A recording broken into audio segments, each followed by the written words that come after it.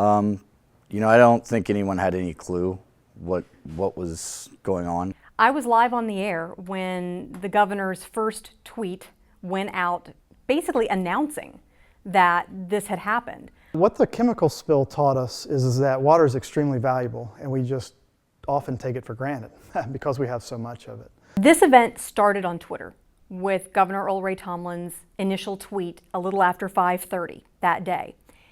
And it became a Twitter event. It became a social media event.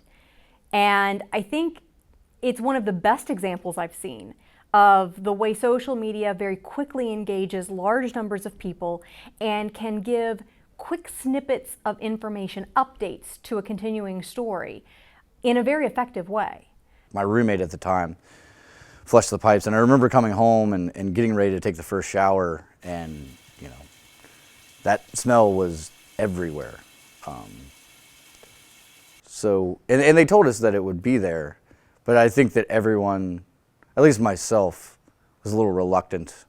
It was a matter of necessity, though. It had been days, and it's not like I could jump in the car and just drive away out of town to go find some water to use. So I would say it wasn't, if there was any trust involved, there was certainly a level of reluctance. There's no question about that. Viewers weren't believing what they were hearing and what they were seeing because there had been that confusion in the beginning, and because there had been some mixed messaging early on and then throughout the rest of the process. And when that trust is broken, it's very difficult to regain that. And that was the biggest problem I think we faced, not only during the crisis, but months and months and months after.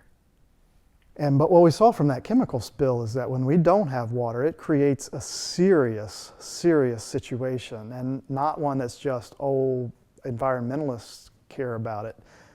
Everybody cares about it. Citizens care about it. Businesses care about it. It's wildly important to us, and we see it when we realize it when it's gone or when it's not available to us. That was the first thing that the chemical spill told us, is just how valuable it is. This was not handled well, in my opinion, at multiple levels. And I think a lot of that had to do with the fact we were in uncharted territory. Some of it, I think, of our own making, some of it not. This was a chemical that we knew about and had been a part of the coal industry and the cleaning process for a number of years, but had not been studied very extensively. So we didn't have a lot of information from the scientific community to start with to know, what are the effects? What are the potential hazards? What should we be telling people? And not just as media, but what should the Department of Public Health be telling people? What should the water company be telling people? And so there was a scrambling at the beginning to just gather information to share. Well, I think about this all the time. It's Charleston, West Virginia, right? What does someone in New York City care about what happens in Charleston? Maybe not much. But if something like this would have happened in New York City, the entire world would have been paying attention to it. And they would have been hungry for every detail. Granted, part of that's a matter of scale and population and how many people were affected, but it's still a third of a million people. 300,000 is a gigantic number. We didn't know what the protocols and procedures were for shutting down a water plant of the size of West Virginia American Water's facility near Charleston along the Elk River. And it took asking questions, investigative reporting, a real sort of dogged determination to find those answers in order to get there.